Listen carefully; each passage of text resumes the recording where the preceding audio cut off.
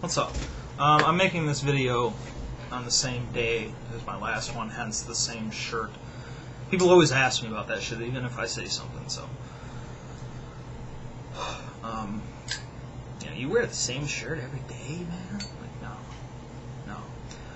What I was going to do was read this essay that I wrote real quick to try to address what I think is a main problem in the understanding between me and the anti-statist, because the argument has come up again, and basically the argument is about compromise. Because as I said before, I'm philosophically against public health care, but you have to sometimes bend your philosophy around what is real and what exists, okay? And I don't think that that's a bad thing. I think that that's realistic. And that's part of the problem that we're having here. And then I saw Confederal Socialist's newest video, which even though he doesn't say my name, he repeats some of the things that I just said in my last video. So I think it would be fair to assume that it is at least indirectly addressed to me. Confederal Socialist is a strange man. Because he is so obviously very intelligent, and yet ignores faults in logic that he wouldn't allow in anything else, I'd assume. Basically, his argument boils down to this. Since I think the government needs to be changed, and some things need to be removed, the state is therefore imperfect. And because his philosophy is, in his mind, perfect, it is the correct one. And the problem here is that there is no such thing as perfect. We are dealing with human beings. Okay? Philosophy is good. Thought, experiments, ideas, these are good things. The problem is that a lot of this stuff doesn't transfer well to real life. Alright? Confederal Socialist wants me to believe that he has somehow proven that the free market will fix all problems on its own or something. I don't know. Okay?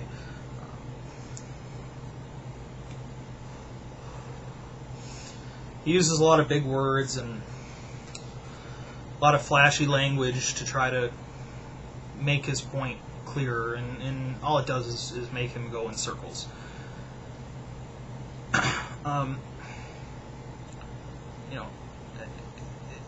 You haven't proven anything, okay? You have not proven that the free market is the answer to everything, no matter how much you want to think you have, all right? You ignore history, and you pick apart, you pick and choose what you want from an argument to apply. All right, we discussed Upton Sinclair's The Jungle, and you dismissed it because it said that people fell into vats of meat. I don't know why you would admit that that happened at least once. It's been confirmed, but anyway, there were abhorrent, what would now be health code violations in the meatpacking industry when that book was written. Okay, and nobody knew, and there was no one to regulate what was there and what wasn't. If it was clean, if standards were, up to a reasonable level, until the government introduced laws regulating health standards for meat packing, and later for all consumer food products. And somehow his argument is that the businesses would have done that on their own or something, because people wouldn't have bought from them if they knew that they had bad stuff. But how would they know they had bad stuff? Well, we'd have a private group, a private inspection regulation board. How am I to trust these people? And it's pretty much what you're doing is you're saying the FDA is bad, but my privately owned FDA is good. And I don't know, it's so strange because it's the same exact idea, but somehow because one is associated with the state, it's bad. And since the other one is associated with private companies, it's good. And it's so weird to me. I just keep bumping up against that, and it's so frustrating. I guess I just don't understand the leap in logic that it takes to believe that. Essentially, you have to convince yourself that the government is bad always. No matter what, and everything that the government does is bad. Somehow is always bad. And oftentimes what this boils down to is an argument of, well, it should have been this way, or it shouldn't have been that way. Well, unfortunately, that's not how it fucking is. Okay, the world is how it is. And while it's important to understand how it became that way, arguing over whether or not it should have or should not doesn't get us anywhere. And that's essentially what Confederal Socialist is doing. He's arguing the world should be this way and it shouldn't be this way. Unfortunately, the world is this way. And I don't know. That's just... We're never going to see eye to eye on that. Because Confederal Socialist is a philosopher. And philosophy is perfect in the mind. Philosophy is always perfect in the mind. Confederal Socialist has convinced himself that his philosophy is perfect because he would follow all the rules and whatever in his philosophy, therefore everyone would somehow. That's the assumption that is made. I make the assumption that people won't necessarily follow the rules and that people don't necessarily agree. It comes down to fundamental issues. Take this, for example. According to Confederal Socialist, taxation is theft. Well, not everyone agrees that taxation is theft. Taxation doesn't automatically become theft just because in your philosophy it is theft. Okay, but that's not really the issue here. But that's one thing to look at. Okay, something doesn't automatically become true because in your philosophy that's how it works. Okay. I don't know. So let's get to this essay, which sort of addresses some of these things that I'm trying to get here.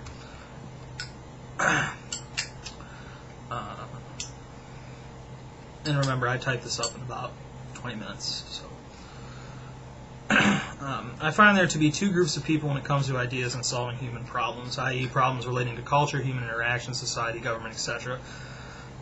These two groups differ on how they approach a problem. One discusses the problem and how to solve it, if not always correctly, and the other discusses the problem and why it should have never been, or why it should never have appeared in the first place. One is tangible and the other is philosophical. If we want to discuss why it shouldn't exist, that's fine, but don't use that as a substitute for how to fix it. And that's what I see far too much from a large subset of our best and brightest young thinkers. I think it is a byproduct of the youth's frustration with having to potentially clean up our parents' problems.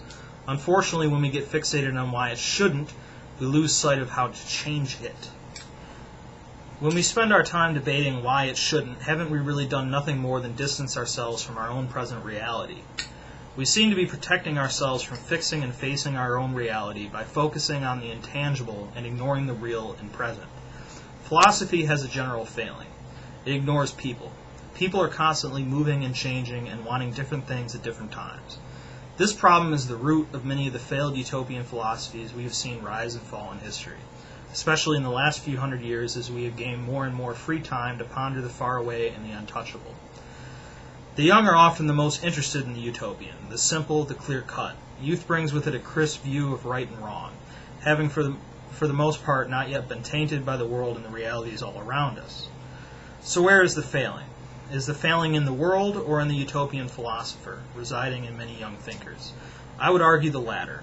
What the utopian seems to fail to see, whether on purpose or through well-meaning ignorance, is that people don't conform to their thinking. What one person considers acceptable is not to another. What one considers freedom, another considers tyranny. And this is where we hit a wall. The ideas of morals and personal freedoms blend for the utopian. Morals are for the most part consistent, i.e. don't steal, kill, etc., while on the other hand the definition of these things is varying. That's why we see taxation as theft. That's why one sees taxation as theft and another doesn't. But the utopian fails to recognize the opposing viewpoint. because since taxation is theft in their philosophy, it is therefore true that taxation is theft. This is when we approach dogma and the ultimate failure of any philosophy that fails to take dissent into consideration. Because what dissent? My philosophy doesn't have any dissent, because if we do this and that, we won't have to worry about problems because they will all work themselves out. This is all a failure to recognize the imperfect, because the imperfect is life. All things are imperfect, and philosophy is not excluded. The utopian seems to think that we all can have the perfect, when in reality the perfect exists only in the mind. And while all of this is happening, nothing happened. Nothing was done. Now, none of this is meant to imply that philosophical thinking is bad. Quite the contrary. These philosophies are the basis for all human systems, but they have to be adapted. When a philosophy is not adapted to meet with human realities, we get disaster. The world's failures in communism, a great philosophy in and of itself, comes to mind. We have to be able to reach our knowledge that nothing is perfect to our philosophies as well. Should we extend our knowledge? This is a large part of my frustration with people who are against my practical political system of choice democracy. Most of the arguments consist of the imperfections of democracy, and somehow this is considered a damning argument to it and a support to them. But I get so frustrated because I just want to yell, nothing is perfect. Imperfection is inherent in any plan or system touched by the hands of man. And this seems to be ignored because the utopian seems convinced that if they are laboring under the falsehood that their idea is perfect, then everyone must feel the same about their own, and this is not the case. Which brings us back to the failure of philosophy and the utopian. Failure to recognize that the world does not conform, and indeed cannot conform, to their perfect personal philosophy. We have to learn to conform to reality because reality won't conform to us. Does that mean that you have to give up on your ideals and your values? No. But it does mean that you have to take reality into account when you try to employ them, or else all you will do is nothing, and really become what you were so obsessed with before, the reason why it shouldn't, when you should have been where you could have been the reason why it is. Right? And that's the general point that I'm making here. Okay? Reality doesn't conform to you. And that's just the way it is. People just don't become trustworthy and honorable people because we remove the government or because we employ a particular philosophy. People in their inherent nature doesn't change. That is reality. Perfection is not attainable. Okay? What we need to get to is a middle ground. We have to reach a compromise, which is why I'm willing to compromise on my ideas of government-run healthcare. That's why I suggested this trial period. Because I think that this trial period would do exactly what everyone wants to happen. Okay? It will initially provide for the poor who are unable to pay for healthcare, which I think most people can agree is a required service, and it will provide the competition that is sorely lacking in the private insurance industry, and maybe force them to conform a little bit more with what is better for everyone else. And if they learn that there will always be a public option hanging over their head, they will have to remain consistent with what we deem to be reasonable. Okay. Does this have to be permanent? No. I don't want it to be permanent. It's all about making what we want to happen with the least government control as possible. But that doesn't mean that we have to avoid using the government altogether. The government is our tool. The government is your tool. The government is my tool to use to reach our particular goals. And that's what the government needs to be used for. So that's that. Confederal Socialist is never going to budge on anything. Even though I have conceded some points to him. A new one that I will concede to him is that I agree with him on his stance on the U.S. Postal Service. I do think it's wrong for the government to say that no one can deliver mail. Do I think it's wrong for the government to have a private mail service? No, I don't. But I think it's wrong for them to make a law to ban other companies or private companies from delivering mail.